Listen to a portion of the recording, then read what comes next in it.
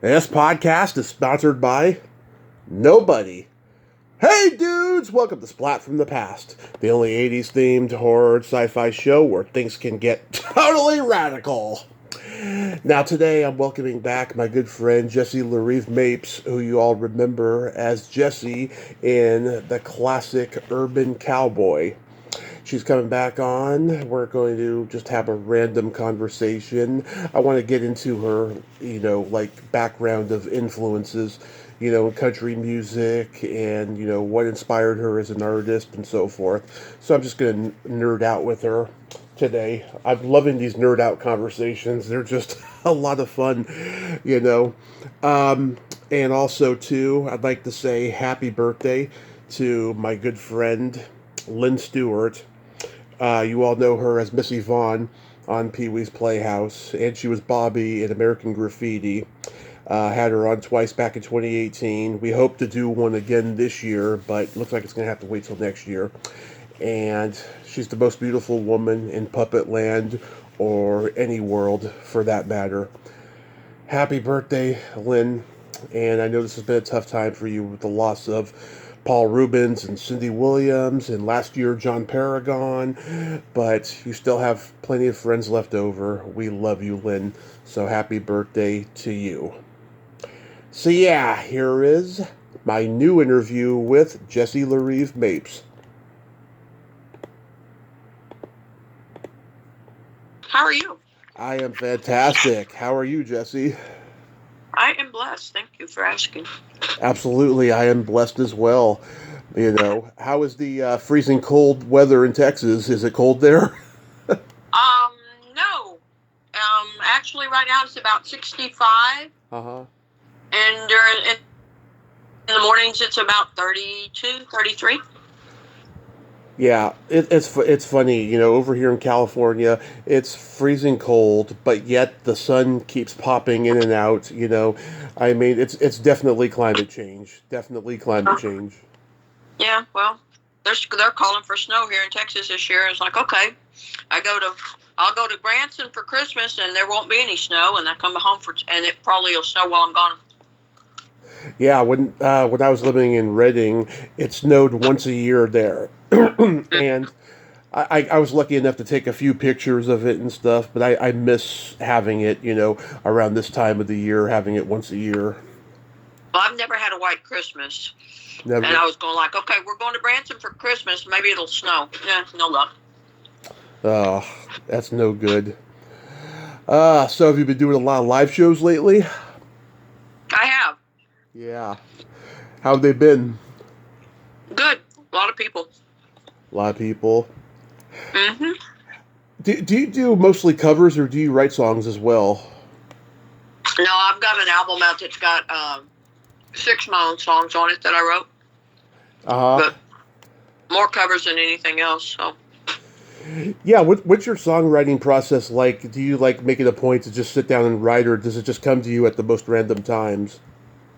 It's funny because the last few songs that I've written, one I wrote sitting in church just because of something the preacher said. Yeah. And then one I woke up and I said, oh, that'd be a great tagline, and wrote the song. And then another one I woke up in the middle of a dream and got up at 5 o'clock in the morning and listening to the process because I didn't want to forget what it was. So I sang the first few lines. 5 o'clock in the morning, I don't have a voice. Mm-hmm. So, and then I worked on it all the way to work. So I would sing a little here and a little there and a little here and a little there. So you can definitely tell where the voice kicks in. So. Right. Just depends. Do you think that He Stopped Loving Her Today by George Jones is the most depressing country song of all time? Mm-mm. I think it's a love song. It is, yeah. It goes on about, his love for the love of his life and how he never stopped loving her until the day he died, even though she was gone. It is sad though. It's very melancholy. Yeah, but I think it's an awesome love song. It is. So. I can't think of any others that are quite as sad as that one. I did hear someone say recently, and it actually made me laugh, that Stand By Your Man influenced a generation of women to remain being married to the assholes that abused them. Yeah, that makes sense. Yeah. I mean, it's true, but it's also funny as well. Mm-hmm. But back in those days, that's what you did. No matter what. I mean, look at Loretta Lynn. How many times she caught dude cheating on her? Right. And she stayed with him, you know? Yeah. Yeah, it's funny how life can imitate art sometimes. True that. What was the first country song that impacted you? Skip a Rope. Skip a Rope, it's called? Yep. It's called Skip a Rope, and it's about parents that fight and are getting divorced, and, you know, the things that the kids say, you know, because of what's going on in the household. And I was, you know, that was what I was going through at that time. So, yeah.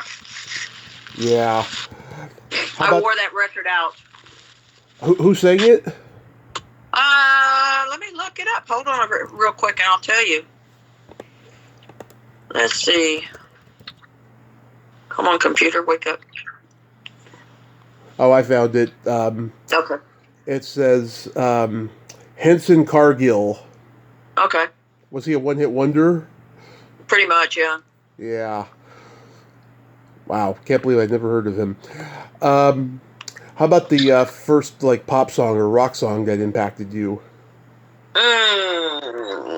Let me think.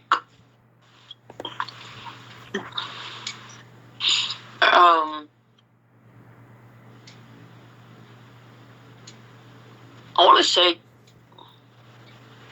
God, that's Tommy. You're asking questions when you got to remember. I'm old. Yeah. I liked Don McLean's American Pie. American Pie. Mm-hmm. Was one of my favorite songs when I was a kid. That's a beautiful song. Yeah. Mm-hmm. It's one of those songs that's timeless because it was just the lightning in the bottle, one hit a wonder that just, it's one of those ones that will always be remembered, and I guess, you know, different generations, you know, continue to love it. Mm-hmm. Yep, very good song. Do you remember the first album you ever bought with your own money? Probably an Ernest Tubbs album. Mm-hmm. But I don't know which one. How about the first concert you ever attended? Oh.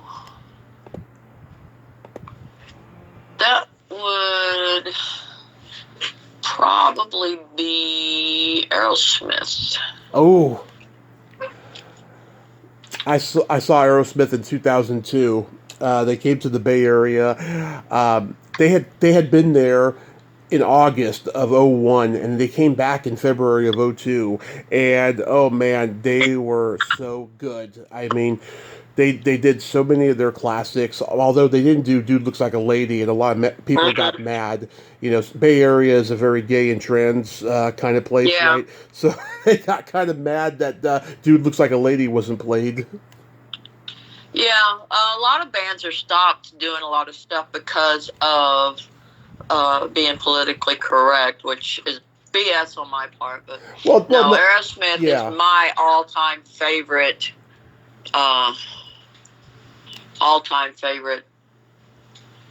band. So. Yeah, well, no. I mean, this was 2002. I mean, they have done it since then, but it's just one of those. I know it's not one of their favorite hits to do, so that's why they didn't do it, you know. But yeah, I mean, they've done it many times since then. Mm-hmm. I just thought it was kind of strange that they wouldn't do it in the Bay Area. Maybe they did it at the previous show. Who knows? You know. Do you remember the first movie that ever impacted you? Mm-hmm. Creature from the Black Lagoon. Really? I loved horror movies, yes. Wow, 3 years old, and I wanted to go see horror movies. I didn't realize that about you. You know, I'm a big horror guy. You know, Creature from the Black Lagoon. I got to meet Julie Adams at probably what was her last horror con in 2016. She was a little hard of hearing by that point, but she was a sweet lady. And I met the underwater creature, Rico Browning, and I had him on the podcast in 2020. Yeah. And that was fantastic. He was. I loved Creature from the Black Lagoon. Yeah. Yeah, I mean, there was, I think, 3 of them, and Clint Eastwood was in one of the sequels. Mm-hmm. That was, I think, his first movie. He doesn't like talking about it, I heard, for obvious reasons. I mean, look at all the good work he's done. But, yeah, I love, all the Universal monster movies and stuff. I love Bride of Frankenstein and the 1931 Dracula. Oh yeah, Boris Karloff. Boris Karloff and Bela Lugosi, yeah. Yeah. I've interviewed their kids. And the weird thing is, their kids were all born in 1938. Boris Karloff, Bela Lugosi, and Claude Rains' daughter, all born in 1938, and their fathers were like 57 when they had them. Yeah. Yeah, they don't have any other kids from previous relationships. It's so weird because they came to the States in search of a dream to be movie stars, and when it happened later in life, then they're like, okay, now it's time to have kids. Oh, that's funny. Yeah. So what were like the horror movies you liked growing up? Were you into like the Corman stuff? When I was younger, the horror movies weren't blood and gore like they are now. Right. So you had Frankenstein and you had Dracula, and like I said, you had the Men from Mars movies and things like that. But yeah. Then as I got older, I started getting into Friday the 13th and Freddy Krueger. And that's what my kids grew up on. Oh yeah, that was my generation. We loved Freddy and Jason. I loved Jason the most because he was just a silent killer, and some people debate on the internet that him and Michael Myers are like related and stuff. I think they're probably distant cousins. Possibly. But then I don't, I've gotten that, and Texas Chainsaw Massacre, Yeah. But then you've got the movies that come out later that were so bloody and so gory. I just could not get into them. Yeah, they're an acquired taste. I personally dig them, but they're definitely an acquired taste. Yeah, Texas Chainsaw Massacre, I was telling a friend of mine on the podcast this yesterday, when I saw that movie for the first time, I was 13, and my dad had told me about when he saw it in the theater, there were kids either running out of the theater or vomiting in their seats. And I expected this to be a very gory horror film. Instead, I got an exploitation grindhouse film that no doubt has terrifying moments, like the walk through the forest at night, the meat hooks and so forth. But I found it to be darkly funny than scary.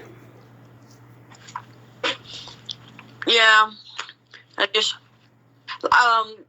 when they started doing, like, what was it, Pinhead? Oh, Hellraiser. Yeah, Hellraiser. I just could not get into that. Yeah. Yeah. And then it just went downhill from there. I'm like, okay, I'm done with horror movies. You probably saw, like, the Bigfoot movies being made, like The Legend of Boggy Creek and The Creature from Black Lake. Yeah. And those weren't gory. Those weren't bad. No. They were just, scary Bigfoot movies. The South has a deep fascination with Bigfoot. Mm-hmm.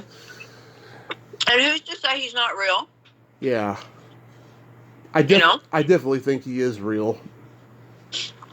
Until they prove otherwise, there's no reason not to believe.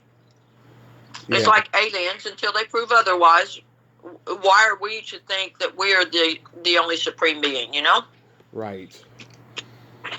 And also too, he's got to be ageless and immortal, because if it's the same Bigfoot that we've been encountering, for decades and stuff, he's got to be an immortal being, unless he's been procreating, kids who look like him.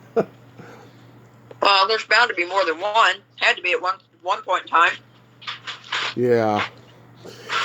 He couldn't have done it himself. I think worms are the only ones that can do that. Exactly. I also believe in aliens. I think I do too. I think that there's life on other planets. I interviewed a woman. The woman who played Mrs. Arizona in Raising Arizona. She's like a UFO expert, and I had her on the podcast last year. And oh god, she was asking me a lot of questions, because she's got a lot of people, who are skeptical of her and stuff, and she just wants to make sure that I'm not out to make her look bad or anything. Right. And we had a great conversation. I mean, she did most of the talking, but we had a great conversation. So there's no reason to doubt, unless you can prove otherwise. Mm-hmm. There's no reason to doubt. So, I totally agree. I believe, like I said, I believe that there are aliens, and too much evidence to say they are versus they aren't. I totally agree. Now, when you were a teenager in the 70s, did you see a lot of those Southern good old boy car movies that came out? Like Dukes of Hazzard? And Smokey and the Bandit. And Smokey and the Bandit. Yeah, I love Smokey and the Bandit. Me too. Convoy, Dirty Mary, Crazy Larry, Macon County Line, White Line Fever. My favorite is Bobby Joe and the Outlaw, which I watched the other night. I haven't seen that one. Yeah, Linda Carter, just before she did Wonder Woman, and Jesse Vint, and my friend Belinda Belaski, who is supposed to come on tomorrow. I hope she does. I haven't heard from her. They're like a group of outlaws.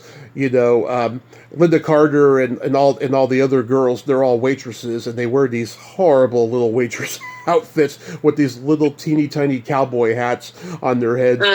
And they end up deciding to, make a break for it. And there's a lot of nudity. They go swimming in it, and there's a lot of guns going off with the gunfights with the sheriffs and stuff. And it's really, really entertaining. I'll have to pick and choose and find that one. Yeah, that came out in 1976. And remember, did you ever see The Great Smoky Roadblock? Mm-mm.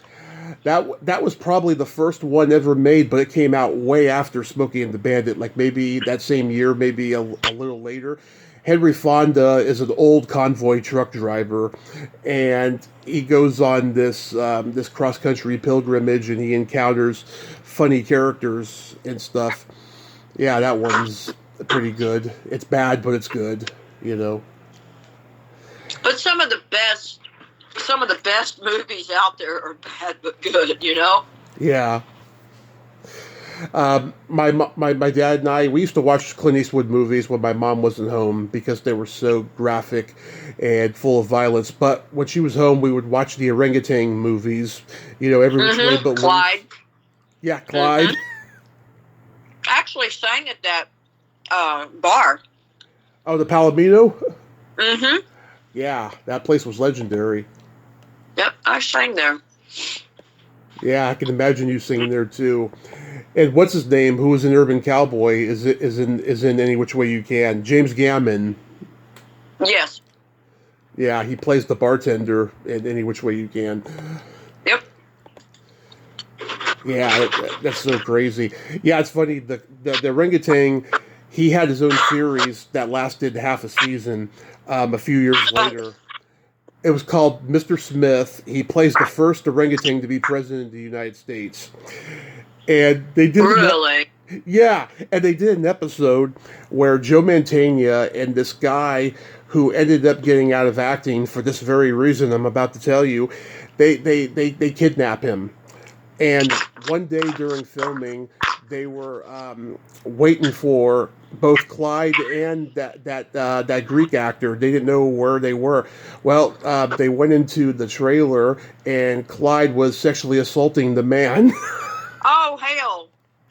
Yeah, Ow. yeah. He was pretty mangled after that, and he got out of acting, and like. They felt bad for him, but it was just funny for the fact that it was an ape doing it. So like for the rest of the series, every day, at least every day, they would just like talk about that and laugh about it because it was just so over the top and cartoony when it happened. Yeah, that just hurts to even think about that. Poor guy too. Oh, that's awful. But Yeah. yeah.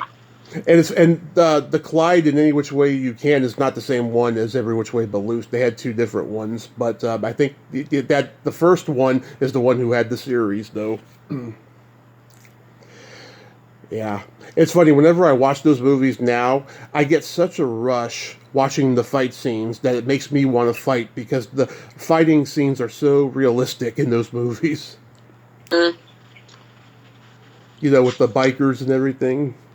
Well, yeah, it's fun to watch, but then you can go through and pick through what they missed or what they were doing wrong, and. Mm-hmm. Oh yeah, the continuity errors. I love seeing those. Sometimes they're so obvious, and you just see them right away, and then other times it takes maybe 20 times before you notice it. Yeah. Definitely. Yeah, there's a girl that has started an Urban Cowboy blog or post on Facebook, mm-hmm. and she's got like 80,000 followers now. But it's funny to see things like, did y'all notice the fly on Bud in such and such scene? Mm-hmm. They just literally, these people eat, sleep, and breathe Urban Cowboy. Mm-hmm. So it's funny to go through and listen and read all their comments. Oh yeah, same with the horror fans. The Freddy and Jason fans. They got people who eat, sleep, all that stuff as well, and they get so mad when you correct them on something that's not accurate. And mm-hmm. the younger generations, who are politically correct and stuff, they want to revise history and say that the message of this movie was this and that, and I'm just thinking, no, it's not, because they didn't even know that this was going to be a series, that this was a movie made to make money for the studio. They didn't even know how much of a fan base the movie had, other than how the box office returns were, and it's just, it's really sad when you see misguided young people out there being fans of this stuff, Mm-hmm. Yeah. But they'll eventually wake up and realize what the true meaning of it was. So I think some of them will, some of them won't. They'll always be who they are, too, sadly. But by the way, I was curious, when you made Urban Cowboy, did Travolta ever talk about Scientology? No, not at all. Yeah, because I didn't realize that he had been in it as long as he has. I've talked to so many actors who studied with Milton Casellas at the Beverly Hills Playhouse, and they say that Travolta was in their class and stuff, and he's the guy who pretty much brought Scientology to the acting world, Milton Casellas. Mm-hmm. Yeah, and like Kirstie Alley got into it, and lots of people. I've talked to people who went to a class and they were like, "Oh hell no, this ain't for me," and they end up burning their bridges with Milton Casellas. But some people were in it for a little while and then they got out, But thank God for Leah Remini, because she's blowing the whistle on it. Yeah, because that's some really messed up stuff there. Oh yeah. I mean, to be indoctrinated and groomed, and I do believe that there are people in that organization who are blind and don't see what's going on there, and then there's people who figure it out right away. Well, what they do to the kids, putting them on the Sea Org ship is just BS. Yeah. I mean, all the stuff that goes on, it's just, it's disgusting. You know, last year, I wanted to bring this up. Last year, you were on a radio show promoting something, and you DM'd me on Facebook and said, "Hey, Tommy, tune in tonight. I'm doing this radio show." And I swear to God, another guest said the exact same thing to me. And so I went into both conversations listening, thinking that you two were going to give me a shout out. I probably did. It was probably cut, because right? I do that, huh? It was probably cut by the host or something. Maybe, but I do. I always give you a shout out. Yeah, and I tell all my people, listen to my friend. I appreciate that, Jessie. I really do. But yeah, I went into both conversations thinking that, and I'm like, okay, if I wasn't going to be shouted out, where's the exciting news? Yeah. Because you're talking about doing shows and stuff. And she was talking about, whatever she was talking about. And I even said that to her, too. I said, I thought you were going to give me a shout out. And she's like, no, that wouldn't be polite to mention another host on someone else's show. And I'm like, people do it all the time. Yeah, I don't care. I mean, that's what I do. Yeah. Yeah, but no, I appreciate that. And, if he cut it out, F him. True that. I was like, that wasn't nice. No. I mean, it's funny. If someone will endorse somebody that is evil, and I know they're evil, like I will cut it just because I don't want people to think, I'm affiliated with that person in any way. Like someone was endorsing Elon Musk on here, and I kept the first endorsement in, and then the second one later, I cut that out because I didn't want more than one in here. Yeah, it's a crazy, crazy world. You know what? It's getting even crazier. I know. Do you see any light at the end of the tunnel? When we're called home. What? When we're called home. Oh, what, death? Yes. You think death is the light at the end of the tunnel? Well, no more taxes, no more starvation, no more bigotry. Yeah. No more racism. Yeah. Yeah, it just came out of nowhere the last few years, I mean, I had always seen it, covertly, and then to see it overtly, that's being captured on film and so forth. It's just it's heartbreaking. It's horrible the way people are treated nowadays. Yeah. And for people to think that it's okay, that's even worse, Yeah. Because it's not okay. I have received so much overt discrimination in my life for having a disability, being bisexual, being a open person, talking about stuff that makes people uncomfortable. I mean, you name it. And in the last few years, never have I felt so bad for other people because I am not receiving that discrimination as much as they are. Well, here's the way I see it. God doesn't make mistakes, for one. Yeah. You are who you are because that is how God designed you. Right. God didn't, we all bleed the same color. You know, so if just because, excuse me. Okay, so I'm going to use this as an example, okay? When I first met you, you lived with your mom. Okay? Right. People will look down at you for living with your mom. Oh, yeah. We live in a trailer house. Mm-hmm. People look down at us for living in a trailer house. Mm-hmm. Well, I hate to tell some of these people this, but my trailer house, the way my husband has remodeled it and done it the way it is, you walk in, it doesn't look like a trailer house, and my trailer house is in better shape and looks better than your house that you paid for and built. Mm-hmm. So it's everybody is entitled to how they feel and what they feel, but that doesn't mean that you have to voice your opinion and put somebody down for it. Right. You can think it all you want, But if you're going to come after me or come after my friends for being who they are, how they live, or how they choose to act, then no, you're gonna have a fight on your hands, because that's not your right. You don't get to judge. There's only one judge, and you're not it.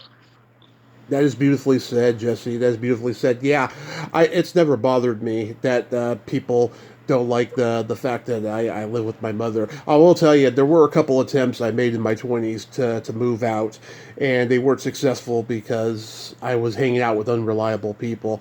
And thank God I didn't, even have my belongings and everything out the door, but I could have, and then I could have, really been screwed over by that, But yeah, no, it's never bothered me. If they don't like it, too bad. And if it worked for you and it worked for your mom, who cares? Exactly. The only time we've never lived together is when, when we were homeless, we had to go our separate ways to get stuff done for a while, But then, once 2017 came around and we got that place up in Reading, we were back together, and, I see no shame in that. I don't know. I don't get people sometimes, Yeah. So I'm going to tell you. I just got an open casting call for tomorrow. So I can't make it to Baton Rouge for tomorrow. Sorry. Oh, what there was an open casting call tomorrow and you told them you couldn't make it? Yeah, I can't make it tomorrow. Sorry. Was it for a movie? Yeah, well, for Walker. Walker? But it's in the Baton Rouge, and that's a long way to drive, just spur of the moment. Yeah, if they give you like a couple of weeks, maybe a month in advance, then you could probably go. True that. I just got through doing a Western. Oh, yeah, do tell. I mean, if you can. Well, yeah, there's an NDA out on it. I can't really tell. Yeah. It is a Western. There are several big-name actors in it. I didn't get any speaking lines, but I got some prominent positioning. So you'll see me in it, hopefully. I don't end up on the cutting room floor. Mm-hmm. But it's an 1800s Western. I think you're going to be just fine being shown in that movie, because you are Jessie from Urban Cowboy. Well, I did, there was a scene where the main character's walking into a saloon. Mm-hmm. And we're supposed to all act happy and surprised that he's there. So before we even started shooting the first shot, I told him, I said, hey, what do you think about me reaching up and giving, because this guy's like 6'7", right? Yeah. So reaching up and giving you a kiss on the cheek to greet you. He says, oh, I like that idea. So we did it the first shot, and after director yells cut, he's like, and I didn't tell him it was my idea. Director's like, hey, Chris, I like that kiss. We're going to keep that in. Mm-hmm. So I just let him take the credit for it, Yeah. But hopefully we'll keep the kiss in. Did you get to ride a horse? No. I'm hoping the next Western I'm in, I do. Yeah. But I'm meeting all kinds of people. I'm networking. My husband's like, you did this for how much money? Mm-hmm. And I'm like, it's not the money, it's the networking. Yeah. But I've done some music videos. I got paid really well for one, and then I didn't get paid at all for the other. Yeah. But it was like, the one was a rapper, for a New York City rapper. Okay. You know who Lil G is? Oh, yeah, of course. Okay, so his newest video out was called El Toro, and I was in that. But you don't see me anywhere. Uh-huh. All the good things get cut, right? Yeah. But I got paid really well for it. Well, then the next video is a gospel video, and I did it for free. He's like, why would you do that? I said, it's my atonement for doing a rapper video. Yeah. Oh, that's awesome. Yeah, I was in a couple music videos for local people in the Bay Area. The first one, I got cut out of it back in 2009. I had a falling out with the singer's friend, and so I am nowhere to be found in it. And then the second one, it was just a casting call me and my friend went to in 2016 for a local band. And that was a lot of fun. You could see me, despite the fact that I'm so tall, and the camera is like panning down mostly to the shorter people, like my friend and everything. Mm-hmm. You could still see me dancing in there. And I had the lead singer on the podcast about 4 years ago, and she was really nervous. I think she was having a cocktail during it. Then she should have been very calm. Yeah, maybe. But yeah, we had a blast doing that video, and we had a blast doing the podcast.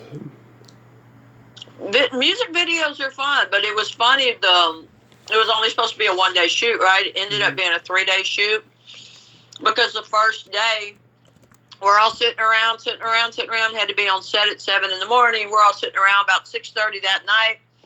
Director comes up and says, Little G says, I'm not feeling it today, man. Yeah. You know, and of course his record label had just had a brand new Lamborghini delivered to him. So yeah, he wasn't feeling it today. So they sent us all home and brought us back the next day. Yeah, the director of that video, you know, he was kind of a dick. He was kind of an artist type of a guy, you know, and he yelled a lot, you know, but it didn't spoil our fun. And at lunchtime, they ordered about 25 pizzas, and there was so much pizza left over, we all took some home. What is it with pizzas? Because on this Western, every day they fed us pizza for lunch. I'm like, dude, you get tired of pizza every day. Not just that, but it also, you know, turns to sugar and it makes you fat. It's carb. True that. Yeah. I don't know. I mean, the more swanky productions, from what I've been told, they have, you know, high-end catering for them, and, you know, they have to accommodate the actors who are vegans and all of that stuff, you know. But yeah, for the cheaper ones, it's usually pizza. Yeah. Well, no, they fed the actors real good on this Western. It was the background extras that got the pizza. Nice. Yeah, and we had New York style pizza. You know, that it was like real authentic Italian New York style pizza. Lucky you. Yeah. We had Little Caesars. Oh God, you guys got Little Caesars. Mm-hmm. Oh God. Oh, that's awful. You know, and, you know, I mean, I eat it, you know, because it's cheap. You know, sometimes my brother will be driving home from work and he'll bring pizza for us. But we usually get that. I love Costco pizza the most as far as cheap pizza goes. Yeah, I don't think I've had Costco. Best pizza ever in the world was Shakey's Pizza. I wish they still had them. Oh, they have them in L.A. I went to the one in, I think, West Hollywood 4 years ago. Yeah. And it was okay. I'm sure it was a lot better back in the day. Yeah, because back in the day when I worked there, I was in high school. Oh, yeah? We made our own pizza. We rolled our own pizza doughs. We prepped all our own meats. We would take pork butts and grind them and season them for sausage. And we would take, you know, brisket and grind it for hamburger and season it. And, you know, just everything was made fresh back then. You're making me hungry, Jessie. Yeah, it wasn't that good when I had it 4 years ago. But, yeah, I mean, it had a reputation for being pretty good pizza back in the day. You know, like so many good things, certain things have to come to an end sometimes. True that. But so I missed it. Yeah. So I'm going to tell you my epic threesome story. So this girl I've known since kindergarten, right? She came on the podcast this summer. And, you know, she told me beforehand, she's like, you know, you can talk about the time that you took me to prom, but don't talk about the time you fingered me. And I was like, okay. I kept my word.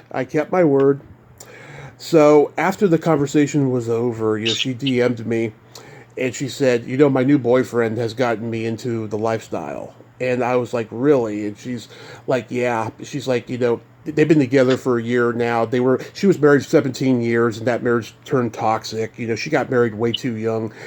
And She said that he got her into the lifestyle and everything, and she regrets not doing it. All those years that she was married, and she's like, I know that you used to do it a lot before your accident, but how would you like to do one, because we're going to be in the Bay Area for Thanksgiving, and I reluctantly said okay, but I got bad arthritis in my knees. I had metal in my leg. I'm not as mobile like I was then. And she's like, say no more. We'll be on the bed the entire time.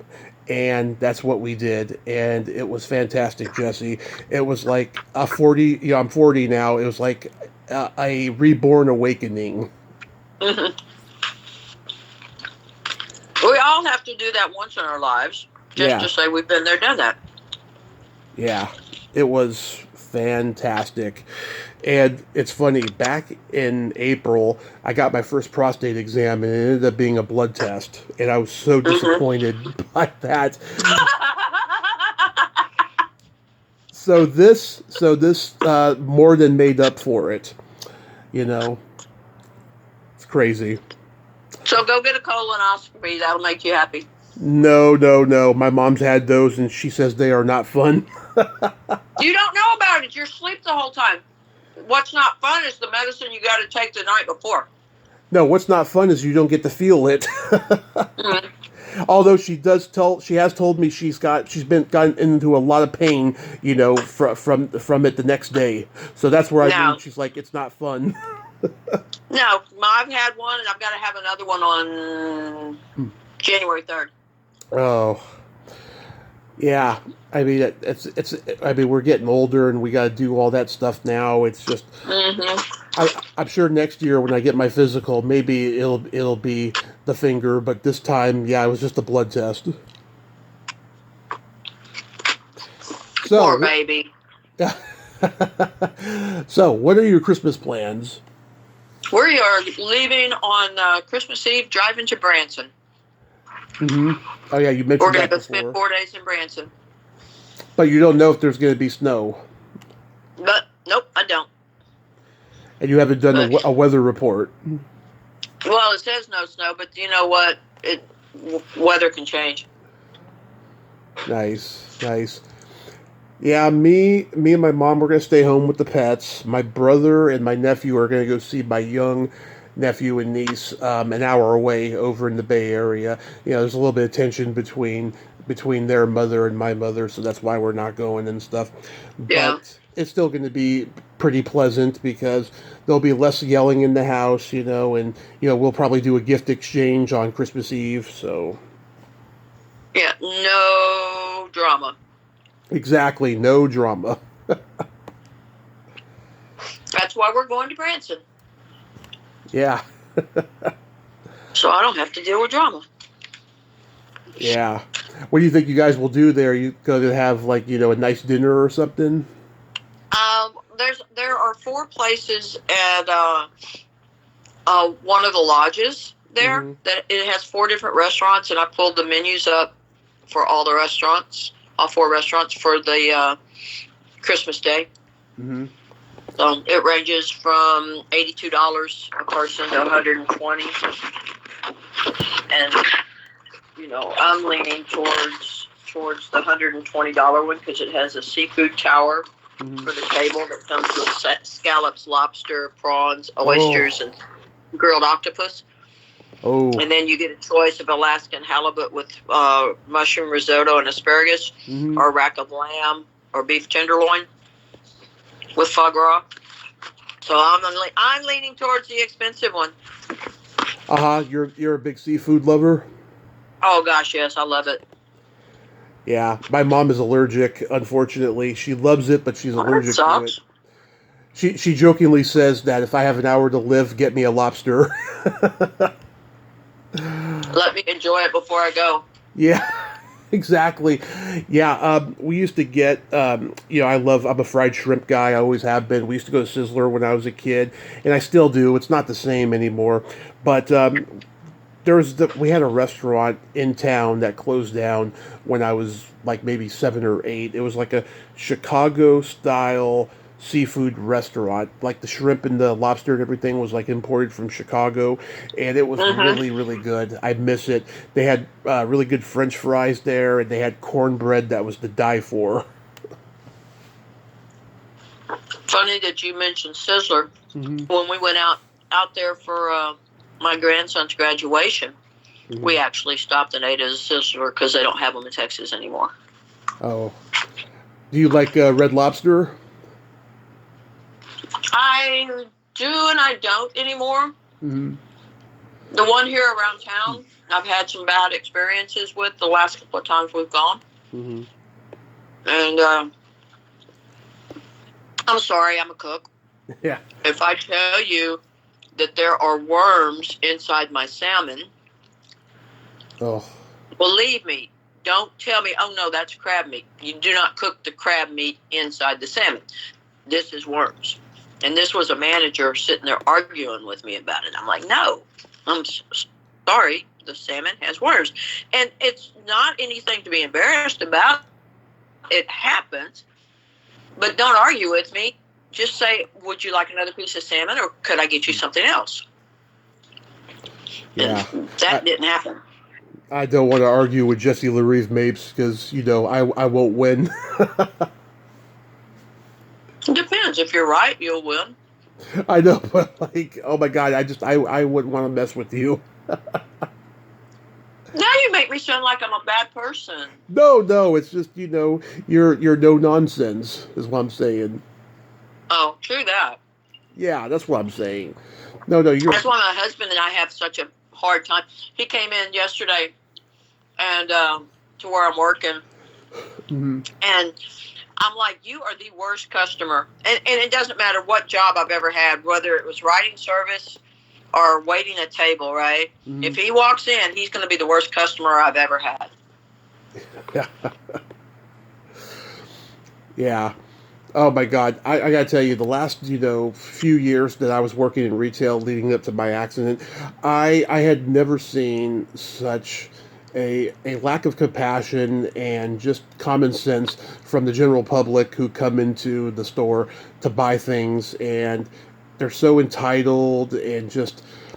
And it's funny too. My brother, he was working a real job during those years, but in the last few years, he's had to work a couple of retail jobs, and he's like, "Oh my God, now I know why you were always miserable when it came to talking about your jobs." I'm like, "Yeah, it's getting worse. People are just so entitled when they go to retail." Yeah. Because he worked in retail in the late '80s, early '90s, and he had fun with the job. But by the time I came to doing it and stuff, because he's 9 years older than me, by the time I came to doing it, I was just like, get me out of here. you know? It's gotten to where it's not fun anymore to work somewhere because you have to deal with so many Karens.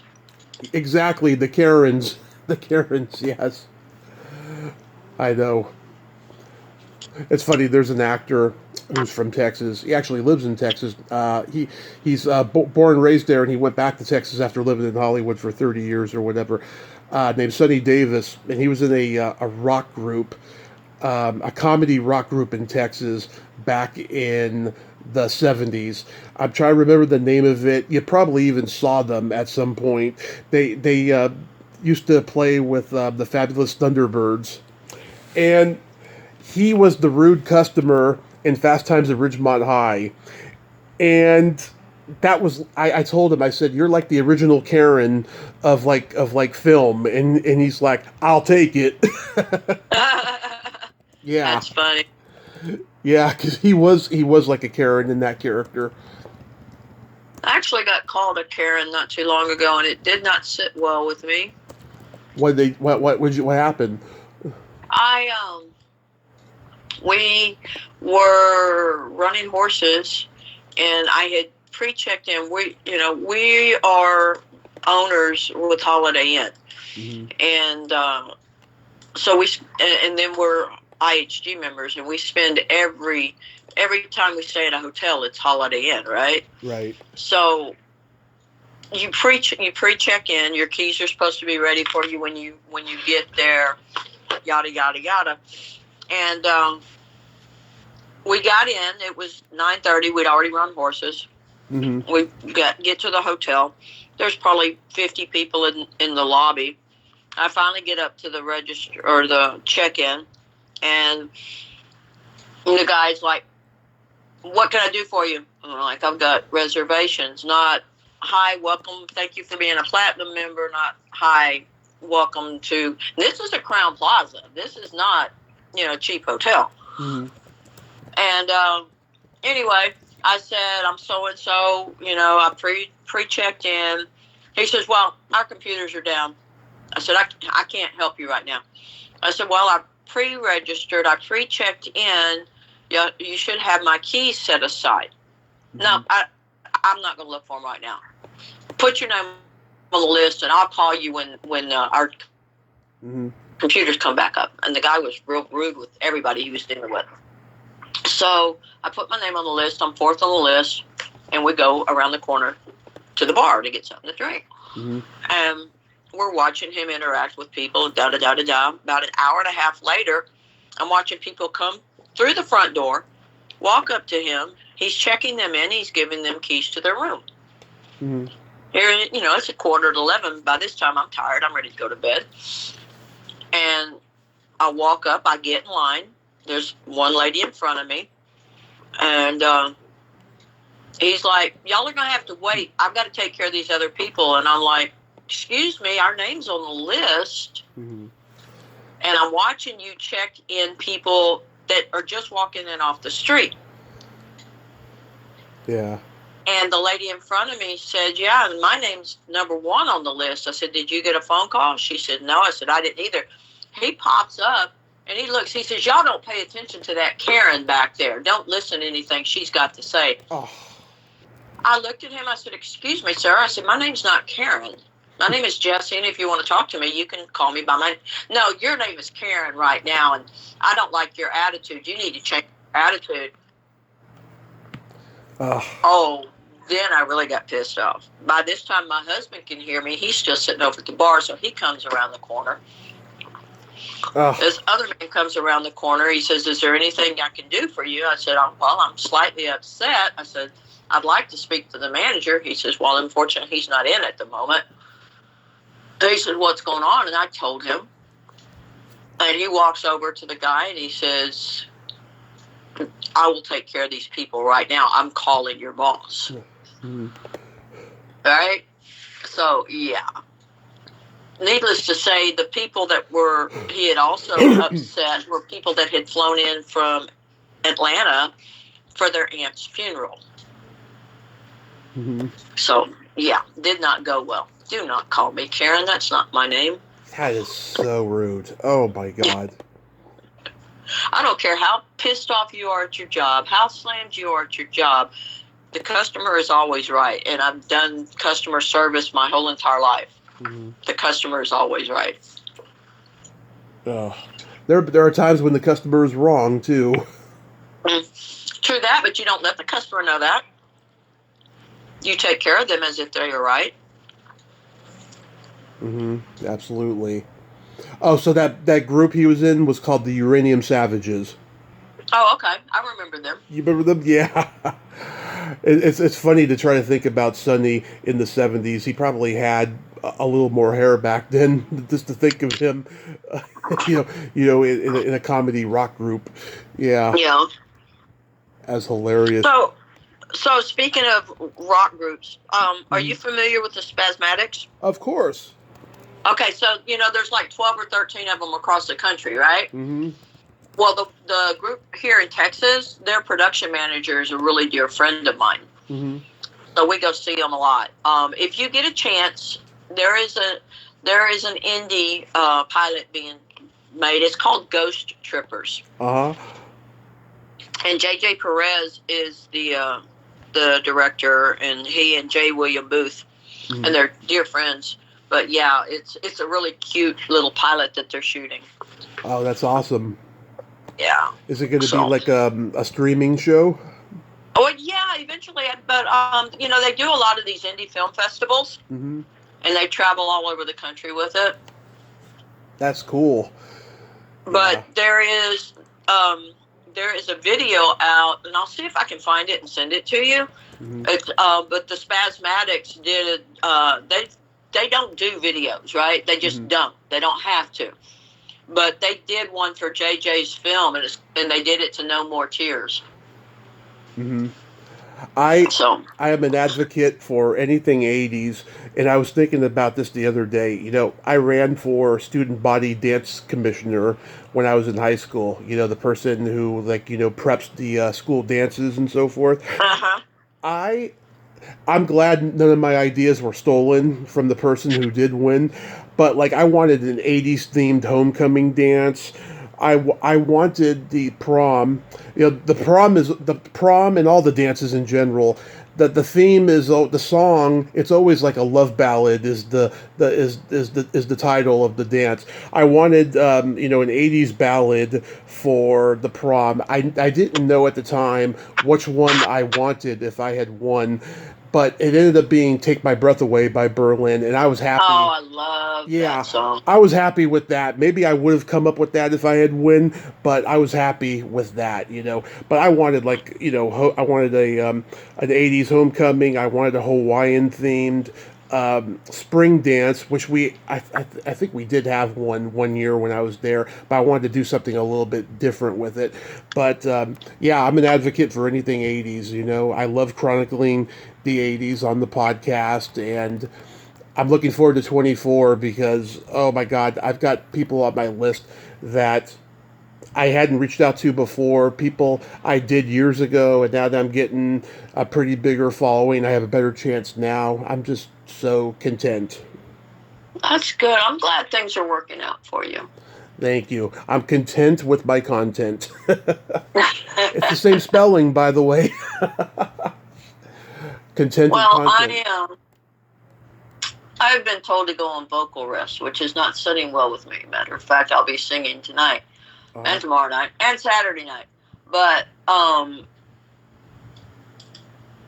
if I can get into, you know, more into doing little bit acting roles, I'll be happy with that. So that's so cool. Yeah, because we had to reschedule from last week. You know, something was going on with your lung, you said. Yeah, I had to have a CT scan with contrast. Mm-hmm. And now I've got to go and I've already done the barium swallow test, and I've got to do the upper endoscopy. So we shall see what we shall see. Yeah, I'm supposed to go for a physical with my new doctor in January, and yeah, I quit eating ice cream. I was eating the no sugar added ice cream, you know, and we'll see how my blood sugar has improved since then, and hopefully I'll be able to get off metformin because I've read about the dangers of it. I didn't know how bad it was when I started taking it last year. Yeah, I mean, I think 24 will be a happy, healthy, and prosperous year. I hope so. It'll be cool. Hopefully you'll get my card either tomorrow or Saturday.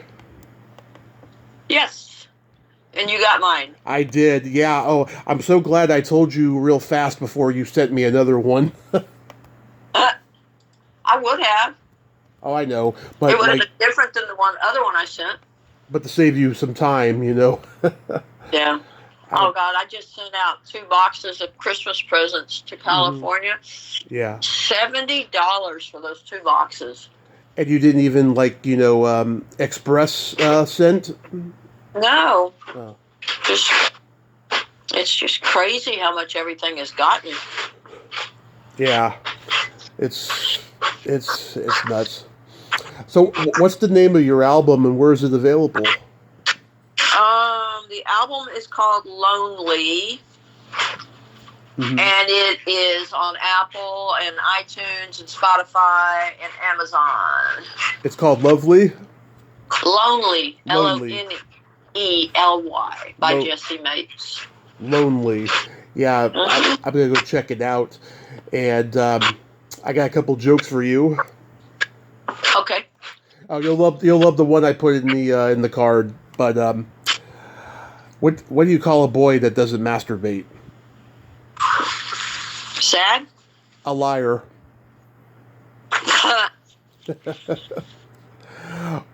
Why did the blonde have a bruised belly button? I don't know. Her boyfriend was also blonde. Old ones, old dad jokes. That's okay. Nothing wrong with old dad jokes.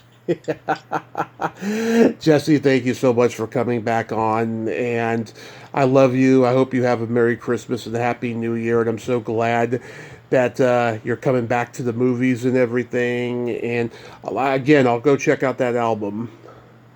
Okay, Tommy, you have a blessed Christmas as well. And if you ever get to the Ventura area, let me know, and I'll send you to wherever my son is playing, because he's becoming quite the musician.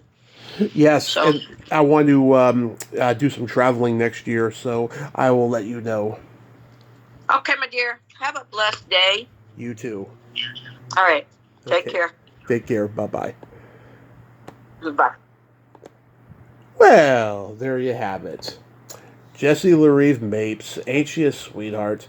I just adore her so much, and I'm so glad we could talk today. She is just so awesome. I'm glad she's working. Go check out her album Lonely on Spotify and iTunes and all the musical outlets. I will surely do the same. Well, until next time, this is Tommy Throwback Kovac saying there's no shame in living in the past because the present sucks. Later, dudes.